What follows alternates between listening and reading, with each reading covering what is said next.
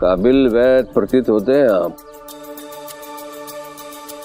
तो जंगल में क्या कर रहे हैं? क्योंकि गांव और शहर में ऐसे कई लोग हैं जो इंसान की एक कमजोरी को देखकर उसे हीन समझने लगते हैं, उसका निरादर करने लगते हैं। लेकिन जंगल में रहने वाले लोग भेदभाव नहीं करते हैं। जंगल में रहने वाले लोग प्रकृति के करीब होते हैं। उन्हें अपने सीमितता का स्मरण रहता है।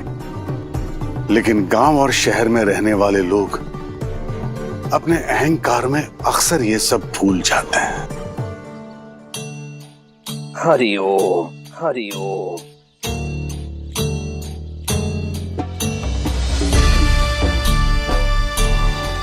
आ गया तो यहां भी मेरे पीछे पीछे। मेरा मरा मुंह देखने आया था ना यहाँ, लेकिन ये भाग्य तेरे नसीब में नहीं है। तेरी इच्छा कभी नहीं पूरी होगी। मैं यहाँ कुछ देखने नहीं आया था, आपको कुछ दिखाने आया था। क्या? आपने शिव को नौकरी से निकाल दिया क्योंकि वो सुन बोल नहीं सकता है। शिव किसी काम का नहीं है वो मेरे। जरा गौर से देखिए कुलकर्णी सरकार, जिस इंसान ने आपकी जान बचाई है वो दृष्टिहीन है।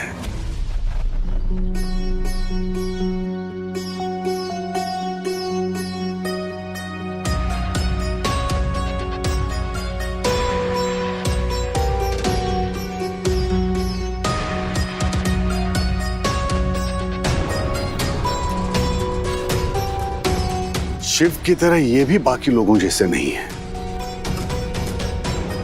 और आपको तो लगता है ऐसे लोग किसी काम के नहीं होते,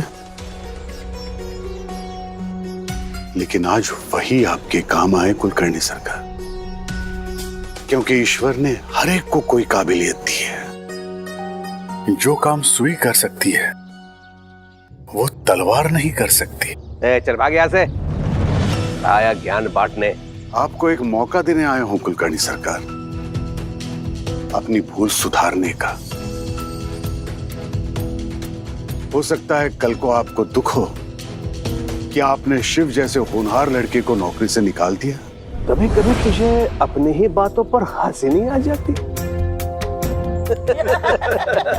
क्या बोल रहा है? कुछ नहीं। हरिओम हरिओम। एक उदाहरण से कुछ सिद्ध नहीं होता फकीर। और वो शिव फटीचर कहीं का किसी काम का नहीं है मेरे, ना समाज के किसी काम का है। बोझ है वो सब पे बोझ, और मरते दम तक रहेगा। तू भी यहाँ है, मैं भी यहाँ हूँ, देख लेना। हरिओम। हुई है सोई जो राम रचि राखा।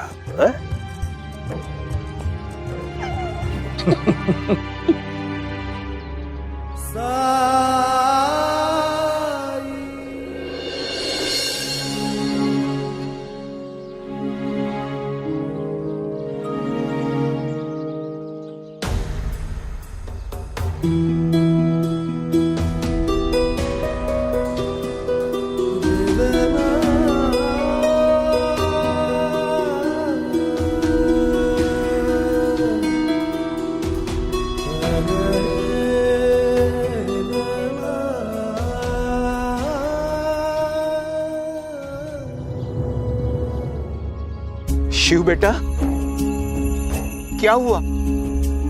चट्टोपाध्याय जी ने कुछ? तो कुलकर्णी सरकार ने देख लिया।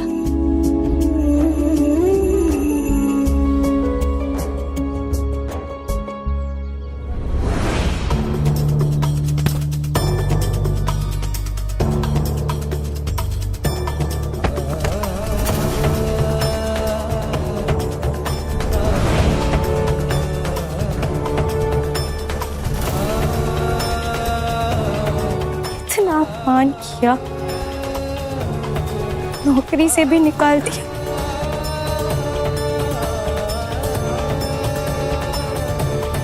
तो कहाँ जा रही है?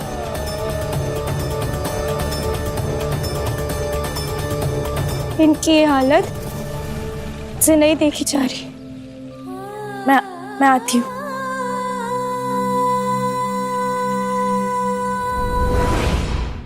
आई बाबा। अच्छा हुआ तू आ गई वैशाली। कुलकर्णी सरकार ने शिव को नौकरी से निकाल दिया।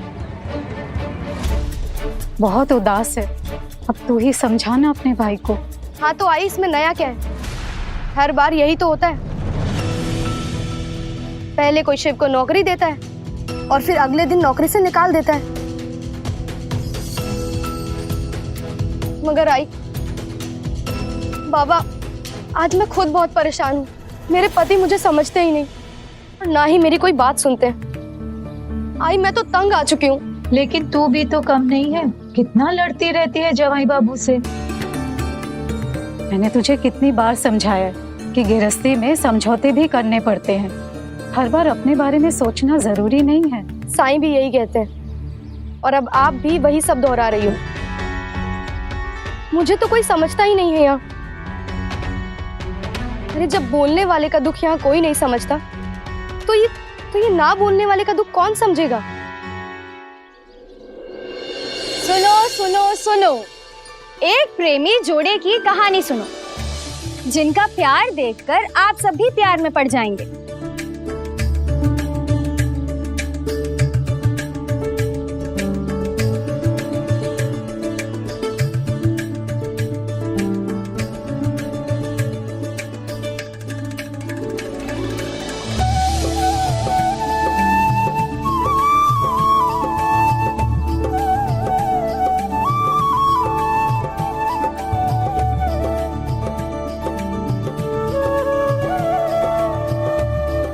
साई की लीला ने असर दिखाया, पति पत्नी के जोड़े को गरीब से अमीर बनाया। तो ये थी हमारी कहानी और मेरे प्यारों, बजाओ ताली।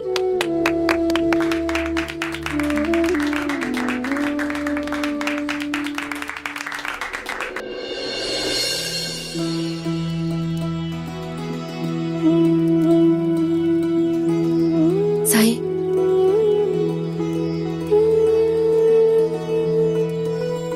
प्रणाम साईं। राम जी भला कर। आप दोनों इस वक्त यहाँ? कल तात्या का जन्मदिन है साईं। तात्या जैसी संतान नसीब वालों को मिलती है। इस साल उसका जन्मदिन धूमधाम से मनाने का मन है। उसे कुछ पता नहीं है, उसके बाबा यहाँ नहीं हैं, जरूरी काम से नगर गए हुए हैं। सोचा था इस साल उसका जन्मदिन यादगार हो, लेकिन क्या? साईं, सोचा था कुछ अच्छे कार्यक्रम भी करेंगे, सजावट भी होगी। शहर से कार्यक्रम करने वाले और सजावट वालों को बुलाया भी था, पर उन लोगों ने ऐन मौके पर आकर मना कर दिया। शायद उन्हें कहीं और ज्यादा पैसे मिल रहे थे। साईं, अब समझ में नहीं आ रहा है कि एक दिन में हम ये सब तैयारी कैसे कर सकते हैं। अब आप ही कुछ मदद कीजिए साईं। मैं मदद करूंगा, लेकिन पहले एक जरूरी काम निपटाना है। ओ जीवन डगर कभी जो कठिन हो जाए, मन विचलित हो और कोई मार्ग न पाए, अंधियारे की गहरी रात जो आए, हिम्मत टूटे और कुछ भी समझ न आए, तू श्रद्धा पथ पे सबूरी धर के बिना डिगे बस चलता जा, तेरी श्रद्धा भक्ति धीर तुझे उस पार लगाए, तेरा संयम और विश्वास तुझे राह दिखाए। ओम साई ओम। बहू, इतना अद्भुत कठपुतली का खेल कहाँ से सीखा तूने? सासूबाई, मेरे चाचा जी ने सिखाई। हम बचपन में कठपुतली का खेल ही खेला करते थे और ये इतने पुतले बनाते हैं तो सोचा आज उस हुनर का इस्तेमाल किया जाए। बहुत गुण है तुझ में, लाखों में एक है तू। बहू, तेरे कारण शिव अपना दुख भूल गया। देखा कैसे मुस्कुरा रहा है। मैं आप लोगों के लिए खाना लगाती हूँ।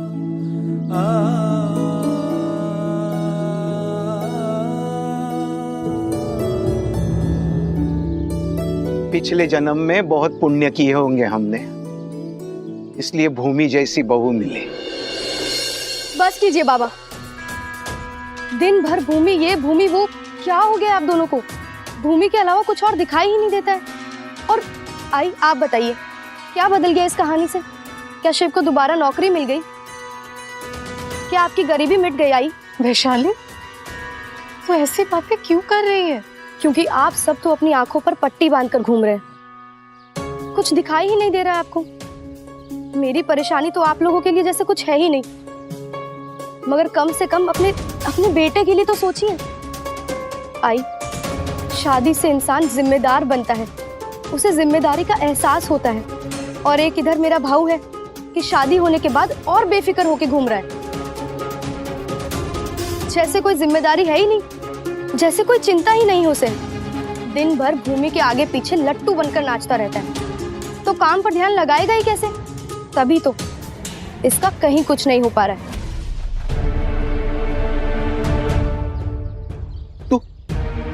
तू कहना क्या चाहती है वैशाली? यही कि जिसे आप अपनी आदर्श बहू मानते हैं और मुझे उसके जैसे बनने के लिए कहते रहते हैं, शायद वही शिव की बेरोजगारी, गरीबी और बदनसीबी का कारण है। बस कर वैशाली, कुछ भी बोले जा रही है। आज सहारा बनकर भूमि शिव के जीवन में आई है तो तुझे तकलीफ हो रही है। आई, आप आज नहीं तो कल मेरी बात जरूर समझेंगी कि भूमि सिर्फ और सिर्फ एक स्वार्थी लड़की है, जो चाहती है कि हमेशा सब लोगों का ध्यान उसी पर बना रहे, सब उसकी ही बातें सुने, सब उसे ही पूछे। और इसका सबसे बड़ा शिकार तो शिव भाऊ खुद है। कई बार देखा है मैंने, जब भूमि कुएं पर पानी लेने जाती है या बाजार से कोई भारी सामान लेकर आती है, अचानक से शिव वहां आ जाता है और उसका मटका उठा लेता है, या फिर कभी कभी सामान भी उठा लेता है। आप बताइए, कभी किसी पति को देखा ऐसे करते हुए? हाँ, ये सब लेकिन भूमि को तो अच्छा लगता होगा ना। और ये सब जो पुतले हैं, ये शिव ने बनाए ना भूमि के लिए।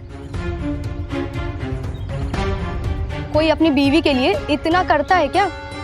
अब आप ही बताइए, अगर शिव व्यस्त हो गया तो ये सब तो कर नहीं पाएगा ना। इसीलिए तो भूमि जानबूझकर उसकी नौकरी बार बार छुड़वा देती है। ये तू क्या कह रही है? तू कुछ नहीं समझती वैशाली। जिस इंसान के दिल में प्यार होता है ना, वो अपनों के लिए वक्त निकाल ही लेता है। मेरा बेटा और मेरी बहू एक दूसरे से बहुत प्यार करते हैं। मेरा काम था समझाना, तो मैंने समझा दिया। बाकी एक दिन तो आप लोग खुद समझ ही जाएंगे।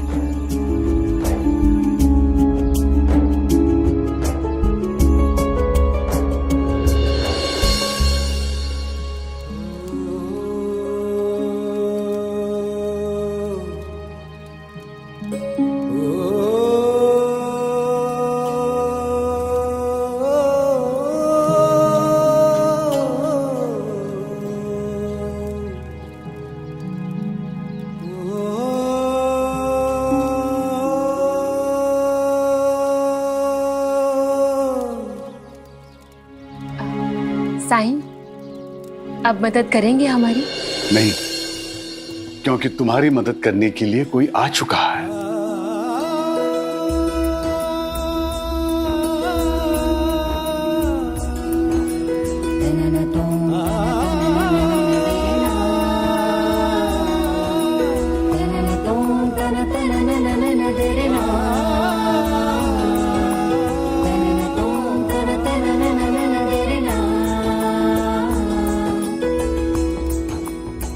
नाम साई। राम जी भला कर। साई, इन्होंने आज आपको नजरअंदाज किया, इसलिए हम माफी मांगने आए हैं।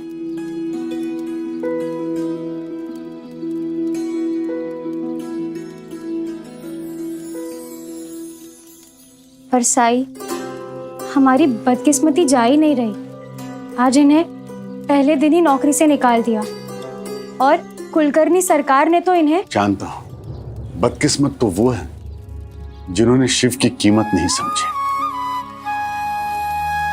लेकिन जो होना था वो हो चुका है।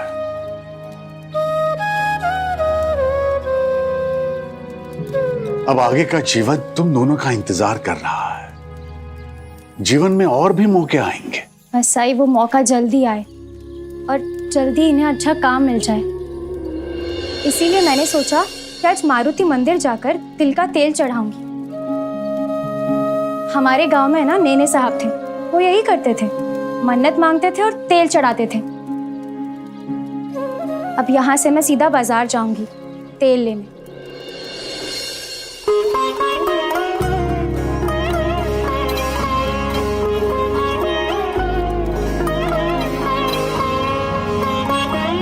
तिल का तेल तैयार है, लो।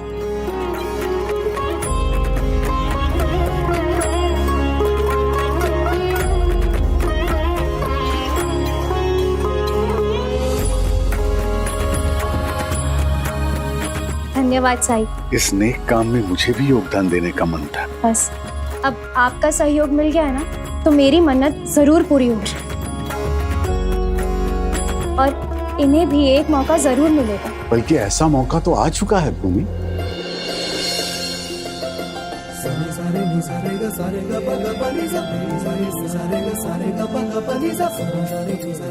कल बायजामा के घर तात्या के जन्मदिन के उत्सव का आयोजन है। तुम्हारे जन्मदिन के लिए शिव ने कितनी अच्छी सजावट की थी, वो प्रशंसा के योग्य थी। क्या तुम दोनों मिलकर तात्या के जन्मदिन के सजावट और वहां होने वाले कार्यक्रम की जिम्मेदारी लेना चाहोगे?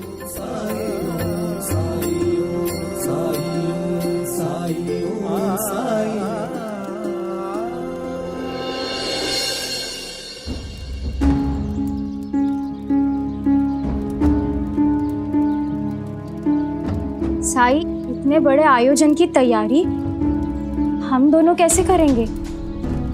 और कार्यक्रम, इसमें हम क्या कर सकते हैं? मुझे तुम दोनों पे विश्वास है, बस।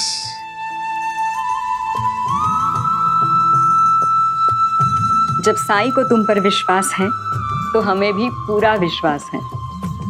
इससे अच्छी बात क्या हो सकती है? दोनों मिलकर सोचो, सजावट कैसी होगी, रोशनी कैसी होगी, खाना क्या बनेगा, और तुम दोनों को कुछ ऐसा करना है वहां जो सबको लंबे समय तक याद रहे। साई, आप हमें इतनी बड़ी जिम्मेदारी सौंप रहे हैं, ये आपका आशीर्वाद ही है, लेकिन इतने बड़े कार्यक्रम का आयोजन करना, ये हम दोनों अकेले कैसे करेंगे? हम दोनों कहती हो और अपने को अकेला समझती हो।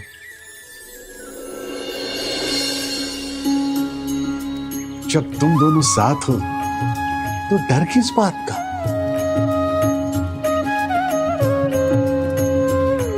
राम जी भला करे।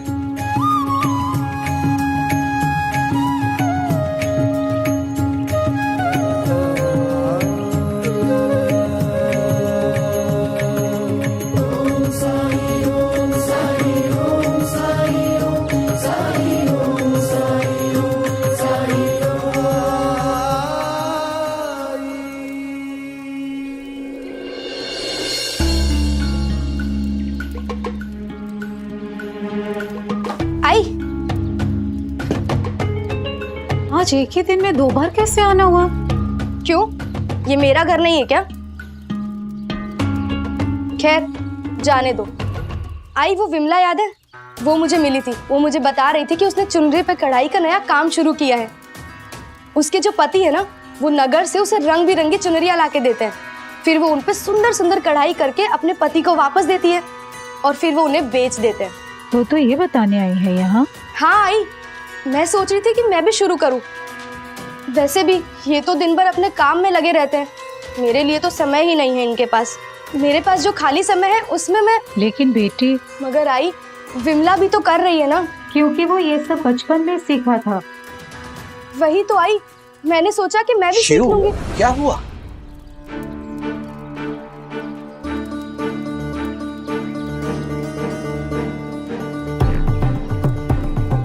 इससे भी अभी आना था, अब तो आई मेरी बात सुनने से रही। इन्हें लग रहा है कि साई इनकी परीक्षा ले रहे हैं।